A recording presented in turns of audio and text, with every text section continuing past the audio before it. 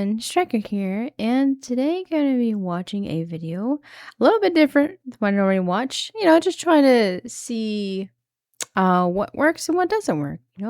Even if it has low views, if I find something interesting, I'm just going to react to it. But of course, I'm always interested in what you guys want me to watch. But today we're going to be watching a interesting topic on cannibal crimes that I probably have heard of a couple. Was I don't know. I don't think Ed Gein. Sorry, I don't know if Ed Gein, who is infamous for being the inspiration for Leatherface from Texas Chainsaw Massacre and American Psycho. I don't think he ate people. I know he dug up people's graves, and we'll go past that, but I don't think he ate people. I do think, I can't remember, was it Jeffrey Dahmer? There was someone who did actually eat people, but it's crazy. I mean, I guess think about like human evolution. I'm sure it's happened during times of struggle, but I doubt this is what he's gonna talk about. Survival, and that is like a super drastic measures. But yes, it's illegal to eat people. But let's let donut operator do the talking. Oh, you probably haven't, and if you have, then you probably actually do think crime is fun. What the heck? You ever eat something called long pig? Oh, you probably haven't, and if you have, then you probably actually do think crime is fun. What the heck is a long pig, you might be asking I know what yourself? that is. Well, you see, back in the 1800s, European traders, explorers, and missionaries made a habit of visiting the Pacific Islands. They thought, damn, these islands are pretty cool. There's tons of resources and all sorts of great stuff that could be taken back to Europe and traded. Sure. There are all these new exotic people to meet and learn from. Well, some of these exotic people to meet and learn from liked eating meat that was super similar to pig. Oh no! Than a pig, like a person. Long pig. Oh no!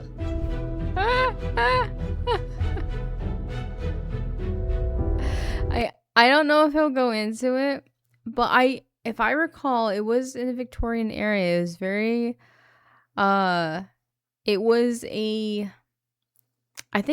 I could be very wrong, but I believe it was like a gentleman's type club where it all had to be consensual. It was more so, I think it was done out of curiosity, this club, rather than like eating it for pleasure. Obviously looking back, it's still strange. But man, that's scary. I didn't know the origin of that term though.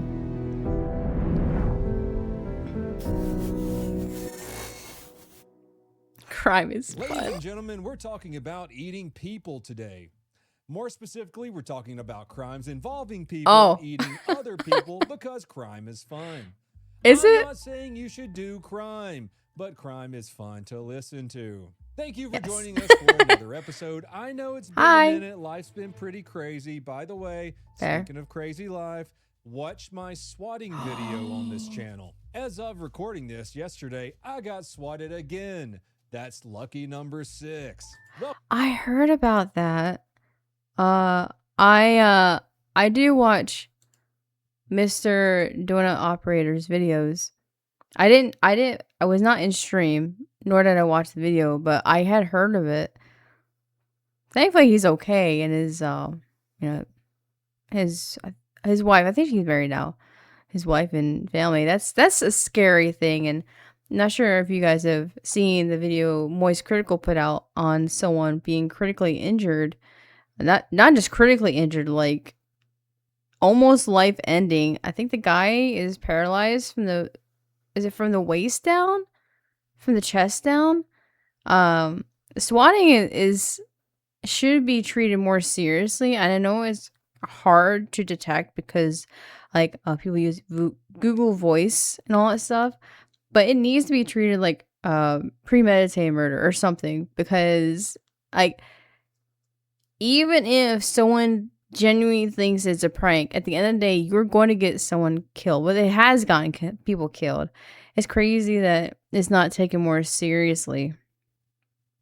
I know, like, VoIP services does, like I said, doesn't help because it can obfuscate phone numbers. But I'm sure there's ways if they really tried. You know? Yeah. That's crazy. Welcome to episode 11 of Crime is Fun. So, who are our long pig enjoyers that are up for discussion today? One of them was an Italian grandmother who turned 3 women into soap and baked their blood into tea cakes that she served to her neighbors. She did that because a fortune teller told her it would protect her son in the war. Neighbors said the tea cakes were delicious. One of them was a Soviet firefighter with metal teeth who hunted women in the Kazakh countryside, served their cooked remains to his friends at dinner parties, escaped from a psychiatric hospital, and may to this very day be out there somewhere. Nobody's entirely sure. We'll get to that. One of them was a frail old man in 1920s New York who looked like somebody's kindly grandpa and turned out to be one of the most monstrous child killers in American history. One of them was a German computer technician who posted an ad on the internet looking for someone to kill and eat him. Well, somebody replied and then traveled across I heard that. the appointment. One of them was a New York City Sorry, Mr. Donut. I heard that. I mean, that's crazy. As I can't remember. It's like a top 5 dark web stories. And that was one of the ones that always stood out to me, is the fact that the guy put an ad out as like, I guess that would be like a lawyer question. I guess, I'm confused. Not confused. Like, what would happen in that situation? Like, I guess in some states, would that be considered, I can't say the word, assisted assisted sewer slide, assistance, if you catch my drift. Would it be considered that? Like, if someone in America, right, we're gonna say this is the United States, someone posted an ad in the dark web saying, hey, I want to know what people taste like. And someone responds. They give full consent. Like, what? I'm sure it would baffle the lawyers, but what would happen in that situation, right? I guess murder, but like, I don't know how that would work. And like, I don't know how that work in the American legal system.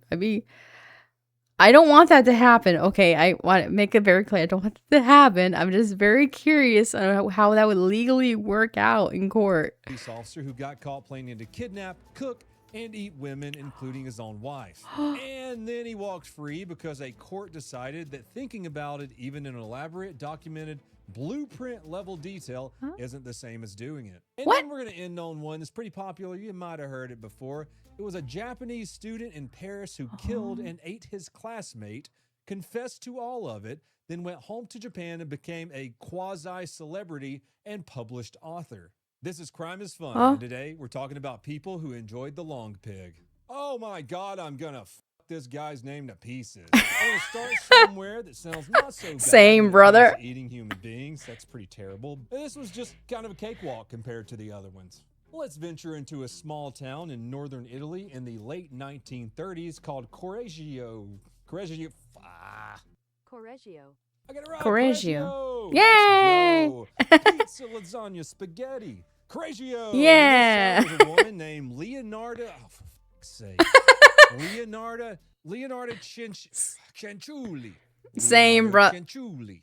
She's a warm, generous mother. Better than I could do. The entire town. All of her neighbors adore her. She's the kind of woman who's always baking and sharing her delicious creations. She sure looks it. Pressing little homemade treats into the children's hands when they stop by. In addition to baking, she loved making soap to hand out to all the neighbors and townsfolk too. Let's just get into Leonardo's background a little bit before we get into the long pig. So she attempted suicide twice as a young woman. Needless to say, she had a rough upbringing. Mr. Life, Operator. she married a man named Raphael against her mother's wishes, and she always believed her mother had cursed the marriage with an actual curse. Whether or not you believe in curses, what happened next was genuinely tragic.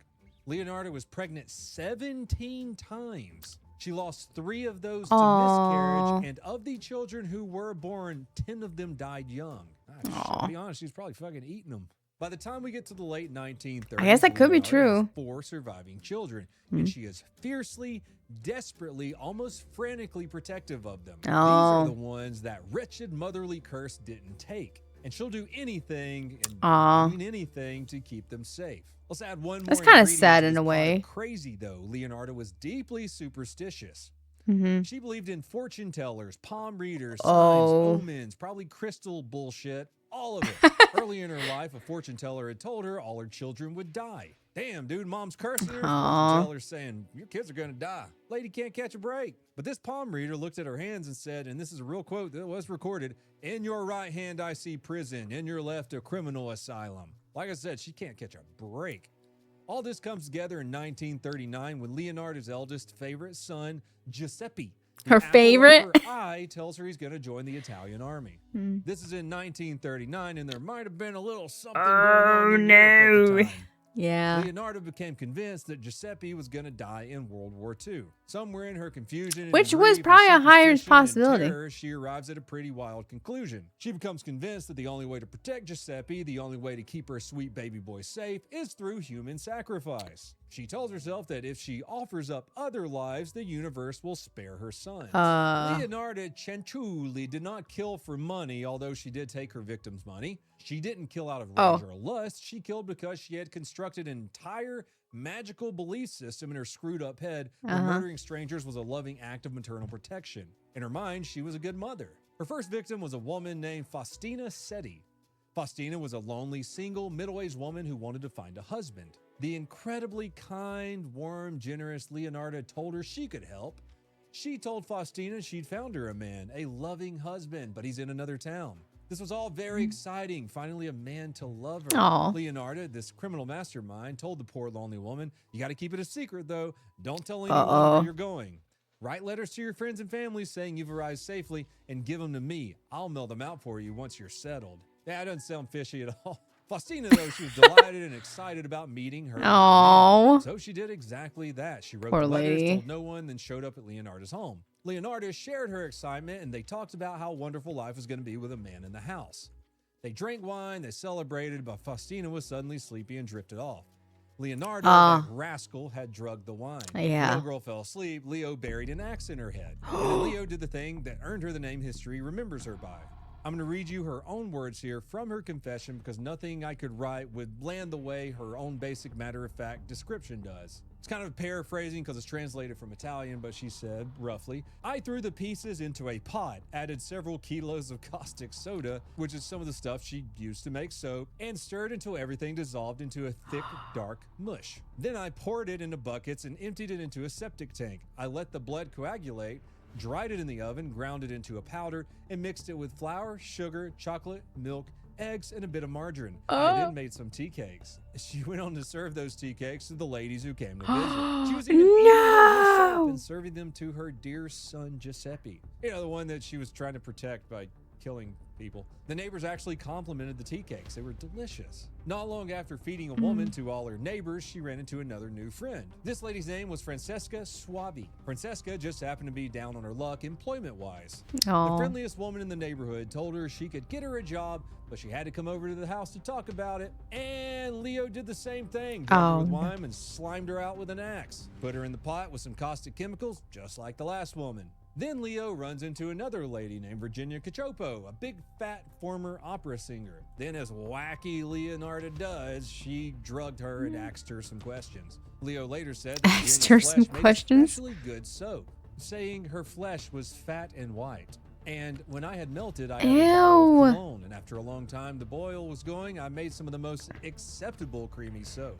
I gave all to the neighbors and acquaintances. The cakes too were better. The woman was really sweet. That's fucking gross. That's Wait. There's no way this didn't inspire that scene from Fight Club. You remember Edward Norton and Brad Pitt were stealing liposuction fat from plastic surgery clinics, making soap out of it, then selling it to high-end department stores. Tyler Durden even makes the joke, we're selling their fat asses back to them. He said fat people make the best soap. Anyway.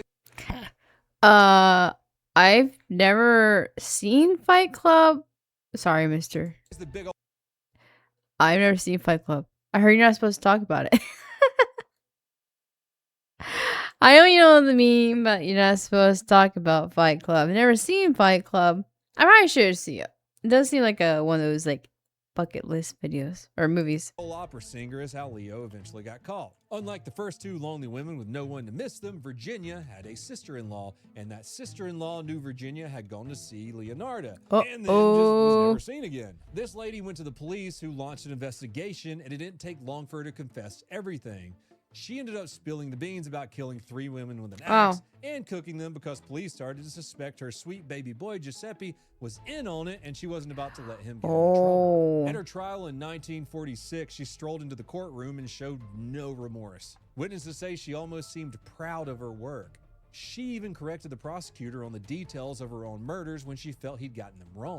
She said she wanted the record to be accurate, and in one of the most darkly incredible moments in the history of criminal trials, she proudly told the court that the copper ladle she'd used to skim the human fat off the top of her bowling pots had been donated to the Italian government during the war because she wanted to assist in the war effort. No! That's right, she was helping the war effort with her human fat skimming ladle. No! She ended up being sentenced to 30 years in prison and 3 years in a criminal That's asylum. it? Leonardo Canciulli died in that asylum in 30 1970. years? And to this day, if you go to the Criminological Museum in Rome, you can see the actual pot she boiled her victims in right there behind some glass. And Giuseppe, the son that she did all of this to protect, he survived the war just fine. He didn't need any of it.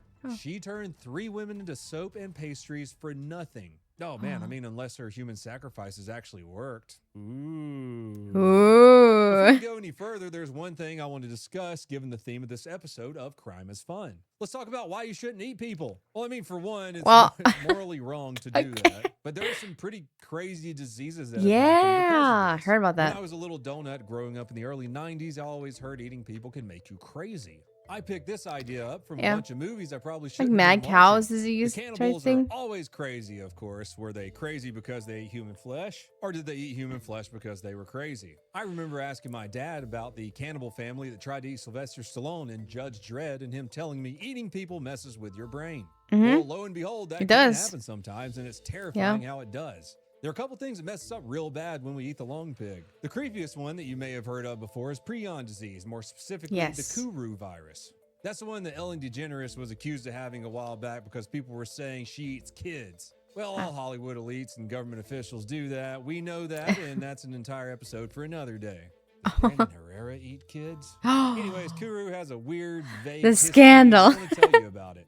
It's kind of neat and insane. Down the donut hole we go. We're going to head on over to the eastern islands of Papua New Guinea sometime around the turn of the 20th century. This is on to the Fore people, F-O-R-E. There are tens of thousands of them. They're spread across small villages and still living the way their ancestors had lived for generations. Sure. Somewhere in a village called Uwami, something goes wrong inside one person's brain. It's not from anything they did or anything they ate, at least not yet. It's just bad luck. It's the kind that strikes roughly 1 in a million people on Earth every single year. It's a completely random occurrence. What happens is a single protein in their brain folds itself into the wrong shape. And this misfolded protein does something that normal protein doesn't. It somehow starts convincing its neighbor proteins to turn into copies of itself. So one wrong fold becomes 2, they become 4, they become 8, and so exponentially grow. The person develops a deadly, mysterious neurological illness that the 4 have never seen before. They call it Kuru, which means to shake. This quickly goes from tragedy into epidemic because in this community, when a person dies, the other people do what their culture has always done to honor the dead. They honor the dead by consuming the body as part of the funeral. This is their people's way of saying, we will not simply put you in the ground and let you disappear. We want to keep you with us, keep you living inside of us. So women and children would most often consume the brains of the deceased while the men preferably consumed muscle tissue. Well, the brain is exactly where those misfolded proteins we were talking about were concentrated. So the mourners who ate that tissue, mostly women and children, walked away from the funeral carrying something inside them that would not show itself for years, and some of them for decades. By the early 1900s, it moved from this one village, Uwami, to neighboring villages. And by the 1930s, it had reached the South Four. By the mid-1950s, it had reached epidemic proportions with more than 3,000 kuru cases eventually recorded. Over 2,500 of them were within the Four population alone. In some villages, entire generations of women were wiped out, leaving behind villages with far more men than women. This messed a lot of things up. Sure. For decades, nobody outside Papua New Guinea knew this was happening. The Four people themselves believed it was sorcery. They thought it was a curse laid on their people, and they held ceremonies trying to burn away the evil spirits responsible. It wasn't until 1957 that the outside world found out about this. That happened when an American physician named Daniel Gajusik, who traveled to the region to study child development, encountered the disease and began investigating alongside an Australian medical officer named Vincent Zegas. They ended up finding this disease that killed with total certainty every single time. It also showed no signs of viral or bacterial infection, and that it only seemed to strike women and children almost exclusively while sparing grown men. It took a lot of years before they finally figured out it was a genetic disorder that comes from eating people's brains. Yeah. Once the funeral practice was discouraged and eventually stopped by the late 1950s and 60s, new kuru cases began to fail. But because of how long this thing could sit dormant in the body before symptoms appeared, cases kept surfacing for decades afterwards, some as late as the early 2000s, in people who had eaten that tissue as children back before the practice ended. Wow. Anyways, I thought that was kind of cool. Kuru is pretty much gone, but there's still a lot of danger in eating people because there's no cross-species barriers. Sure. Every disease or pathogen another person has can just go right into our body because it's already suited for it. Let's continue on with more people who like eating the long pig. Let's head on over to the Soviet Union, specifically the Kazakh Soviet Socialist Republic in the late 1970s. Oh. There's a man there named Nikolai Zamaglev. Sounds like he's in the UFC and he's a really good wrestler. Zumagaliyev. Nikolai. Yeah. Nikolai. Nikolai's teeth. At some point earlier in his life, Nikolai lost his front teeth in a fight, and when he got them replaced, he didn't go with the normal white porcelain or resin. He got dentures made of metal. He had gleaming white metal teeth, which earned him eventually the nickname that followed him through history. Metal Fang. It sounds cool as shit, but Nikolai wasn't a very cool guy. He was super charming, though. Dude was super well-dressed, clean-shaven, well-spoken, and polite to everyone. He was a perfect gentleman who had no trouble at all meeting women and getting them to go for a walk with him. They thought the metal teeth was a little odd, but he carried himself in a way that put people at ease. This isn't a good thing for the young women who would so easily trust him because Nikolai was hunting. Later on, by his own words, he did say he was hunting. When he was eventually caught and described his crimes, he specifically used that word. He talked about seeing a woman walking alone and feeling his heart pound and running after her the way you'd run down prey. He was a huge outdoorsman and had been a hunter of animals in the mountains his whole life. At a certain point, he turned those same skills of patience, stalking, and even field dressing as prey onto human beings. Between 1979 and 1980, Nikolai killed and cannibalized at least 8 women. He'd lure them or follow them to an isolated area, kill them, and then carve up the bodies the way you dress a deer by taking specific cuts, organs, and certain parts, then carrying them home in a bag. After getting home, Nikolai would throw the tea on, preheat his oven, and cook up the parts for a delicious homemade dinner. I want to give you his own account on the first one to kind of get you into his brain a little bit. When he was finally caught and interrogated, he described the very first murder in January 79 in great detail. It's kind of messed up, and Homeboy certainly didn't hold back on those details. He told the Fuzz about loving to hunt, about how he'd hunted animals his whole life, and said the first time he hunted a whammon, he spotted a young lady walking along on a rural stretch of trail. He said he felt his heart pound in his chest, and he ran after her. She heard his footsteps and turned, but he called her, got an arm around her neck, dragged her off of the path, and cut her throat. After he cut her throat, he drank some of her blood right there in the woods, and when the Fuzz happened to stop nearby, he laid down next to the body and hid. While he was waiting in the cold for the bus to leave, he warmed his hands over her body. He talked about it the way you talk about going out with your buddies to a deer blind, for God's sakes. The hunt and the patience and the field dressing, and to him there was apparently very little difference between the deer in the mountains and the woman on the tracks. Okay, Donut, he's a crazy guy with metal teeth who ate 8 women. That's not that bad. Oh, yeah? Well, it gets Not that worse. bad. Nikolai Dzhomilgoliv liked to host. He'd throw little dinner parties, get-togethers with Oh friends, and he'd cook up a big no. spread of He meat to serve to schmoozed his them. guests. He, by all means, was a talented chef who reportedly made ethnic dishes. I like Dumplings, the edit all there. sorts of goodies. It just so happened these gatherings always seemed to take place right after one of his murders. Yep, he was feeding his friends and neighbors the women he'd killed. They had no idea they were eating the long pig. They complimented the food, graciously thanked their host, went home with a full tummy, not knowing They that ate just the became evidence. cannibals themselves. Oh, it gets a little bit crazier somehow. There's a slight interruption in the murders and eating women. In August of 1979, while he's in the middle of an active cannibalistic killing spree, Nikolai gets blasted on a bunch of vodka with his bros, and one of them suggests they play around with his grandpa's hunting rifle. Everyone's like, hell yeah, let's drink and play with guns. Alcohol and firearms are an awesome combination. One of the boys says, hey, let's try to shoot that pigeon off of that TV antenna on top of that house. Well, Nikolai is so schmammered, he misses the pigeon and goes to reload the rifle, but he trips over it and somehow shoots his friend, killing him. He gets arrested for accidentally killing his friend. Cops have no idea about all that other stuff, you know,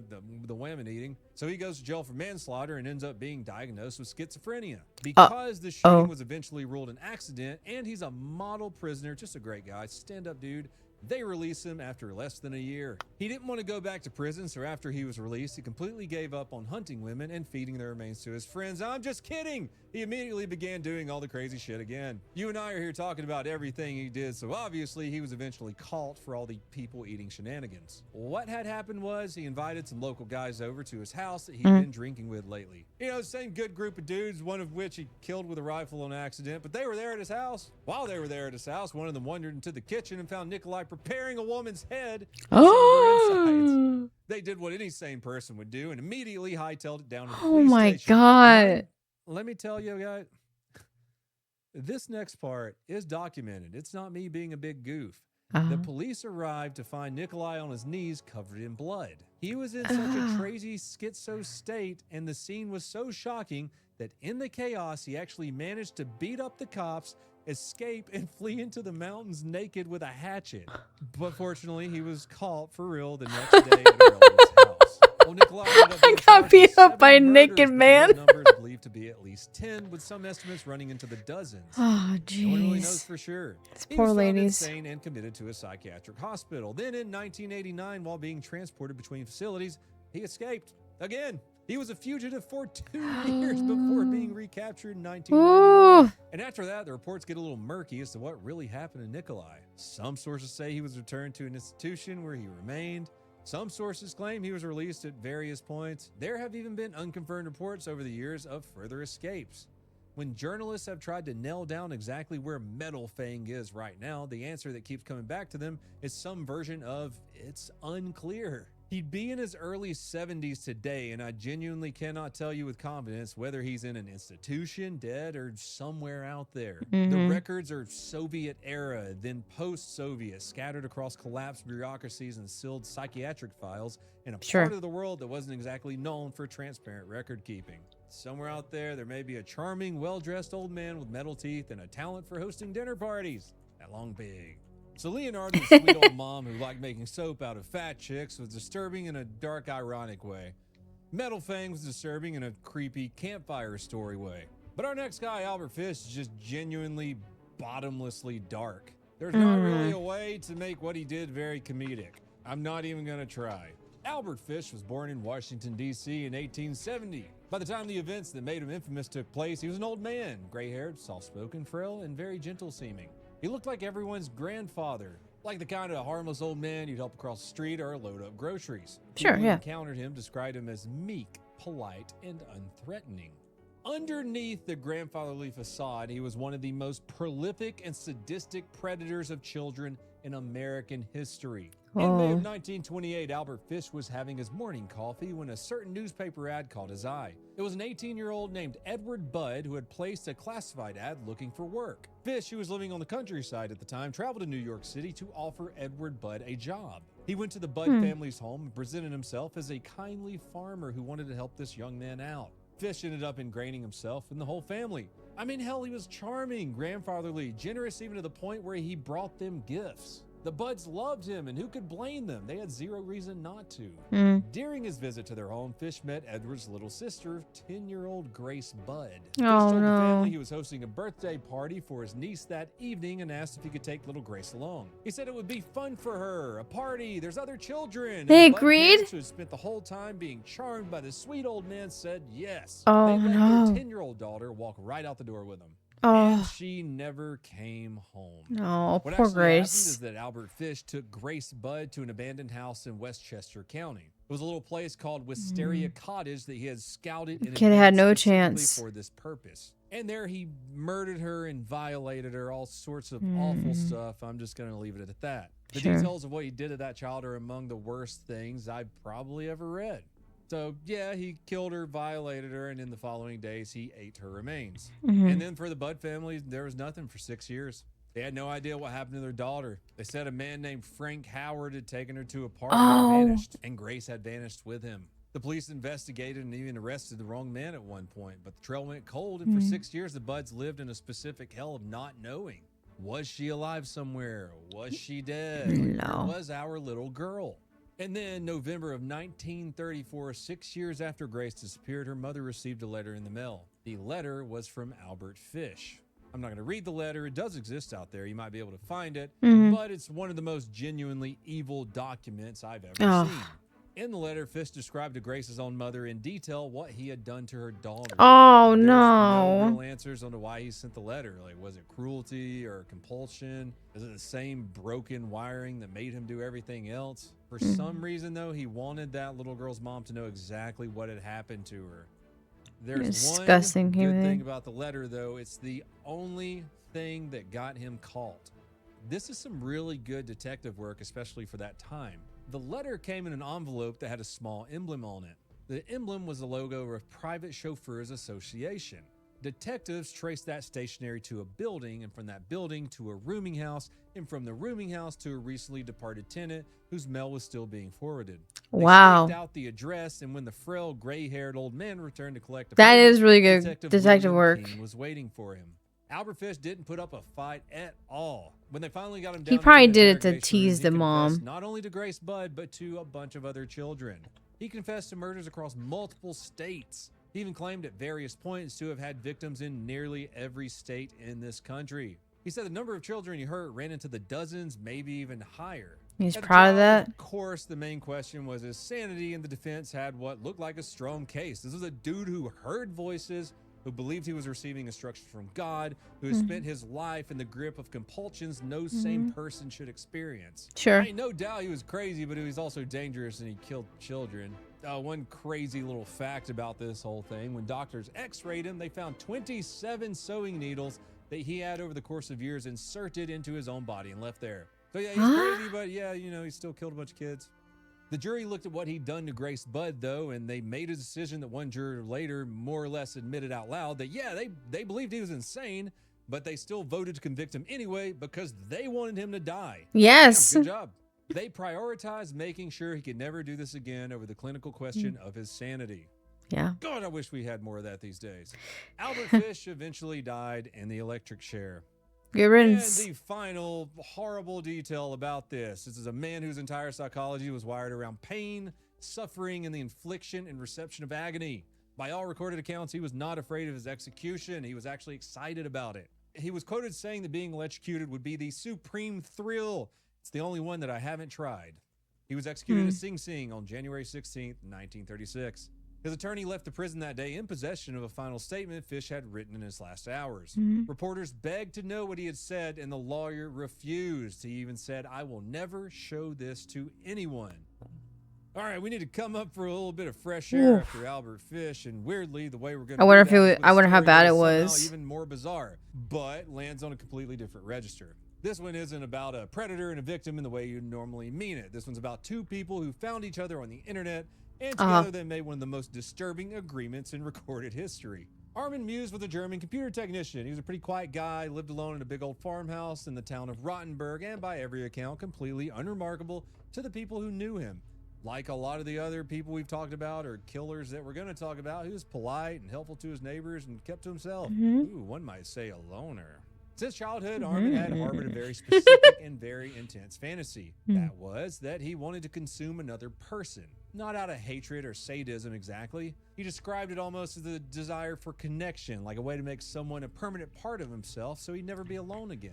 In the early 2000s, Muse did what people in the internet age normally do when they have a niche interest. He went online and found a community. There were forums online actually dedicated to cannibal fetishes. Muse started posting on these forums, and in early 2001, he posted an advertisement looking for, in his words, a young man willing to be slaughtered and consumed. It mostly did. Several people made contact and then sensibly backed out of it. One man didn't back out though, and this man's name was Bernd Brandes. He was a 43-year-old engineer from Berlin. Bernd was intelligent, had a good job, and by outward appearances, completely functional. Bernd, on the other hand, has spent his entire life with a mirror image of Muse fantasy. Instead of wanting to consume someone, he wanted to be consumed. Why? That's exactly how he wanted to die. So, a match made in hell? Yeah. Oh, I see. Can you see? Sometimes. So the two brands answered the ad, and they got to talk with each other, and he got on a train and traveled from Berlin to Rottenburg and walked into Armin Muse's farmhouse fully intending never to walk out. It was all filmed. It's a 4-hour video. What happened that night, by all the evidence that was brought up in court, this is something that brands actively wanted and consented to at every stage leading up to it. This includes his own death. Muse killed him and then over the following weeks consumed a substantial amount of his body. By Muse's own account, he said it was around 20 kilograms. And because this was so successful and awesome to him, he went back online and posted again looking for someone else. That's actually what got him caught. A student in Austria saw one of the ads, was pretty freaking horrified, and alerted the police. Police went to the farmhouse and they found the 4-hour tape and some remains and arrested Armin Muse in December of 2002. The German legal establishment had a genuine problem on its hands though. Muse hadn't, in all traditional sense, committed murder the way the law had imagined murder. His victim had traveled across the country on his own specifically to make this happen and had documented his own enthusiastic agreement on video.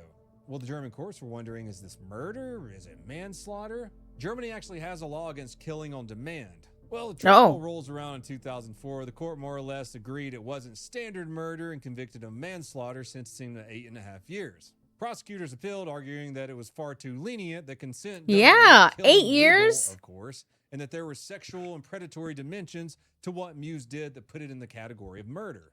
Finally, at a retrial in 2006, Muse was convicted of murder and sentenced to life. Yeah, just because someone let it happen doesn't mean it's not a very, very huge felony. And as of the most recent reporting, he is still in prison in Germany. And you guys know a lot of these stories I only tell you because I like bringing up the wacky facts. He became a vegetarian behind bars. Dude even became politically active in a prison group affiliated with the German Green Party. As recently as 2025, there was reporting about a potential release request.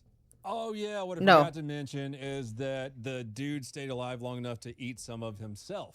So while Muse was in prison, a German newspaper came out and said that they ate the dude's wiener. Brandt actually wrote the newspaper not to complain about being in prison, but about the inaccuracies of their story. He said, no, you got it all wrong. You see, we both tried to eat his wiener, but we couldn't because it was too tough. Cool, man. Thanks for clearing that up for us. Let's move on to our next story. This next one that we're going to talk about is the only one in the episode where nobody really got eaten. Like, nobody was eaten. But it's got to do a little bit with eating people. We're going to talk about a guy named Gilberto Valli. Gilberto was married and he had just had a baby with his wonderful wife.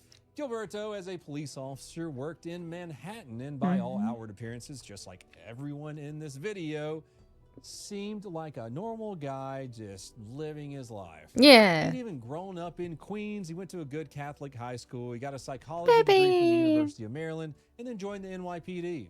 Clean record, not even parking tickets on it. Nothing about him said anything was wrong. But in 2012, his wife, Kathleen, started to feel something was a little bit off. She noticed him spending strange hours on the computer and being really secretive.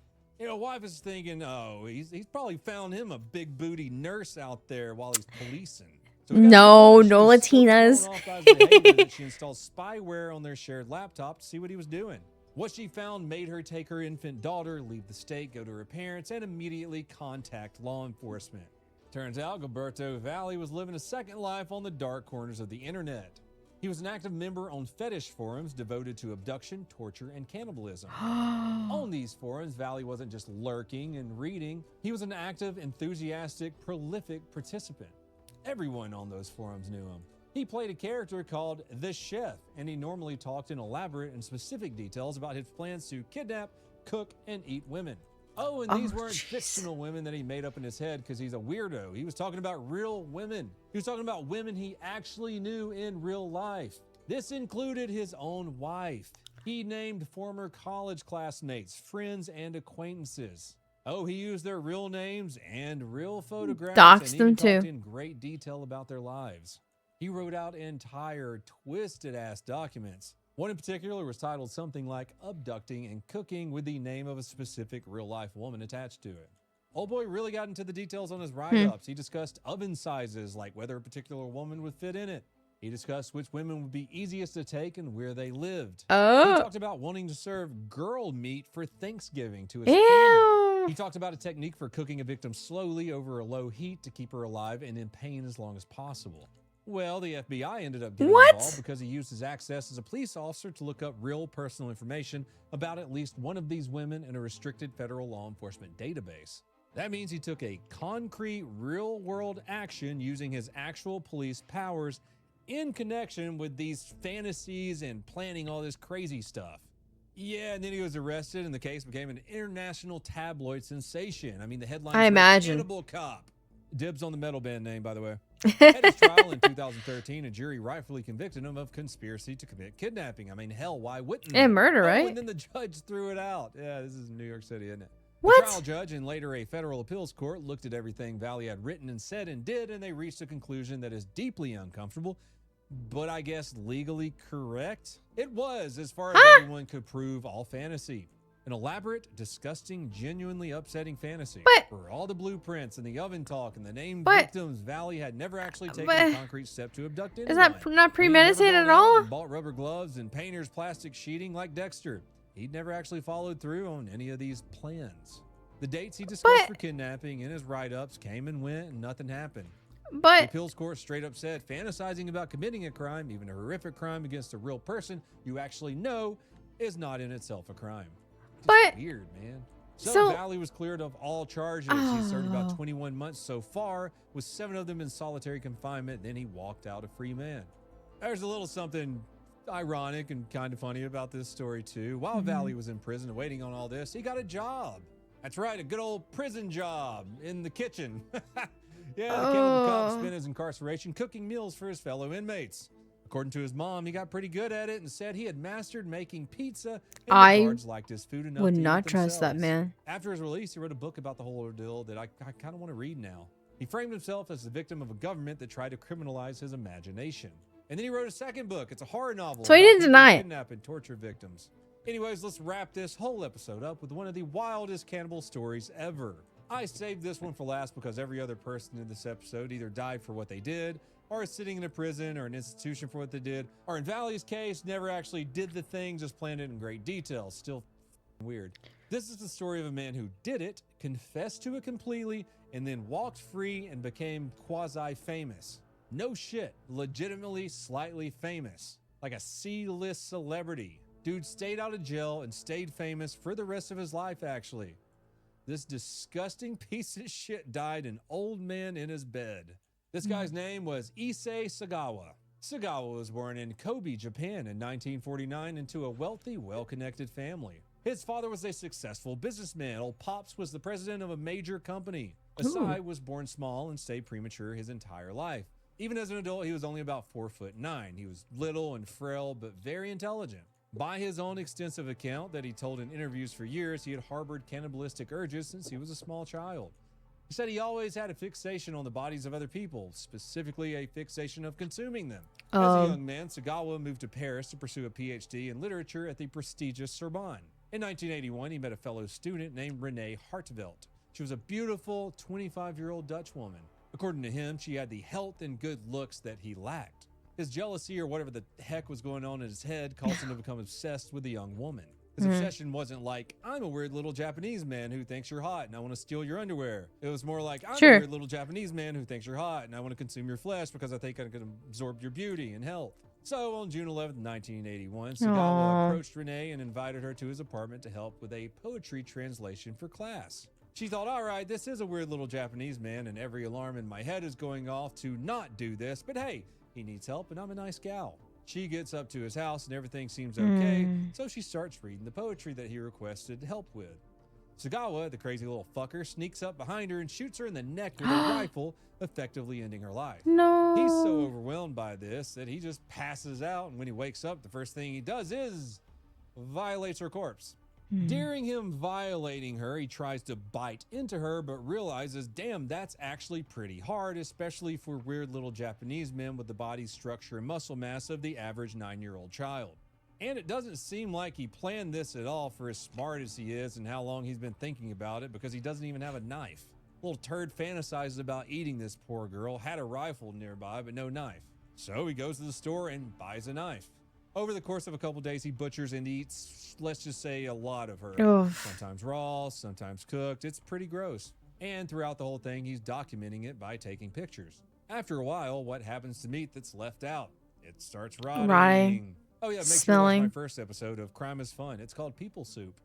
So master planner here, this criminal mastermind, hadn't even thought of how to get rid of a body. So he cuts up what's left of her, shoves her into 2 suitcases, and heads over to a local park to throw them in a lake. Well, people notice a weird little Japanese man attempting to lug 2 suitcases across the park that are dripping with people soup. He's such a little bitch that he can't get the suitcases to the lake, so he leaves them sitting alone for a while to take a break. Mind you, this is in the middle of the day at a crowded park, so people are watching him do all this. Someone watching all this eventually walks over, looks into the suitcase, realizes what's in the suitcase, and calls police. Oh my They arrested God. him and found pieces of the poor girl in his refrigerator, and he confessed completely. He straight up told police, yeah, I killed her, I wanted to eat her. There was no real question of guilt. He did it, and he admitted he did it, and the evidence was pretty freaking overwhelming. Crazy ass story, I know, but like everything we talked about today, it gets even crazier. He spent about 2 years in France awaiting trial, with the French judge handling the case found him legally insane and unfit to stand trial. The judge says he's not criminally responsible, he's crazy.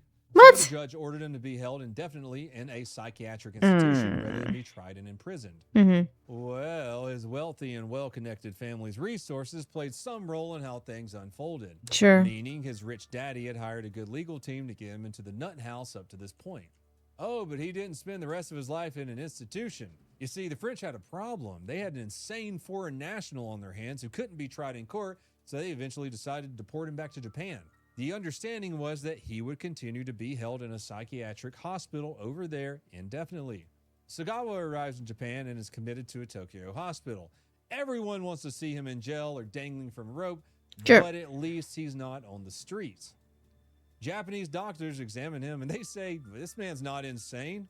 They conclude that his motivation was sexual perversion, not insanity. I'm not even joking. They evaluated him and said he's not crazy. What does that matter? He killed somebody. So, I'm going to throw a little bit of my personal opinion in here. This is where a bullet can solve a lot of problems that bureaucracy can't.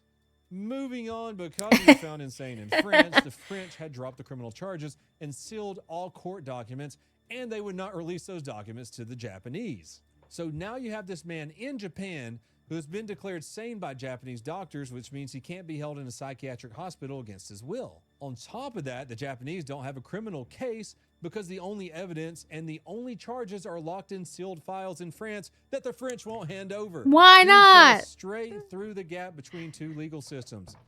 France couldn't try him because they declared him insane and closed the case. Japan couldn't try him because they didn't have the case. And Japan couldn't hold him in a hospital because their own doctors said he wasn't crazy, just horny. On August 12, 1986, 5 years after he killed, violated, and ate Miss Hartvelt, Sagawa checked himself out of the hospital and walked out into Tokyo a free man. No, it gets worse too. He became kind of a celebrity. Japan was understandably horrified and fascinated in equal measure. I mean, hell, you're sitting here listening to this because crime is fun to learn about. Sagawa leaned all the way into the fascination that people had about everything he did. He wrote a book about the murder and it sold extremely well. Because he was now a successful writer, he wrote 20 more books. He even went on television talk shows, and for decades, he gave interviews to anyone who asked. He was always happy to describe in detail what he'd done, and he still felt urges to do it again. He would appear in small films here and there, including pornographic films where he played on his notoriety. He became a public figure that the people called the godfather of cannibalism, and it's a title he said he was happy to hold. For a while, he even worked as a restaurant critic for a Japanese magazine. Sagawa lived this way for decades, but in 2013, he had a stroke that left him mostly incapacitated, and he spent his final years dependent on care living with his brother. On November 24th, 2022, Sagawa died of pneumonia at 73 years old. He died having never spent a single day convicted of the murder everyone on earth knew he committed. And that's it for this episode of Crime is Fun. Let me know what you thought about it in the comments below. Crime is fun, but the legal system is not fun. Is what I've learned. I guess I don't think any of them got like a good sentence though. Like one got like, you not just kill someone, you ate them. Shouldn't that be like a harsher punishment? Like 30 years for the one, then 8 years for another, then no time at all. That's insane. Or I guess more specifically for Crime is Fun, a genre of stories or a topic. Check out the links in the description to get some super sweet incapacitated.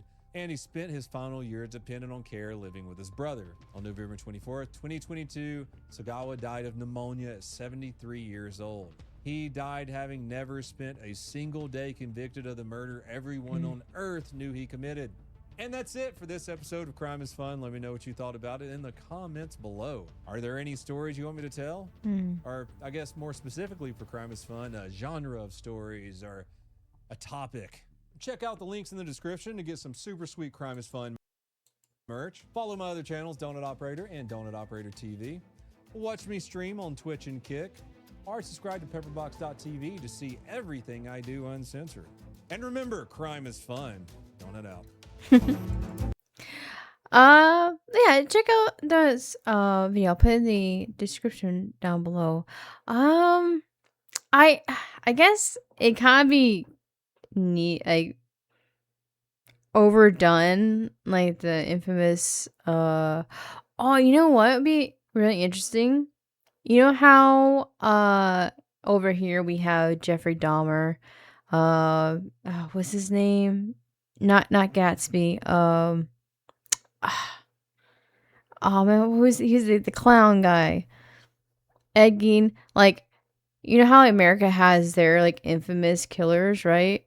Like, I would be interested to know like what countries, like what is the equivalent? Maybe reword what I'm saying. Like, I guess does Japan have, well, I guess that one guy would be one, but does Japan have like the equivalent of like a Jeffrey Dahmer or Ed Gein, or I can't remember the guy's name. I only reason I remember he dressed as a clown. Like do they have murders like that? Like who they super famous? Crimes in general?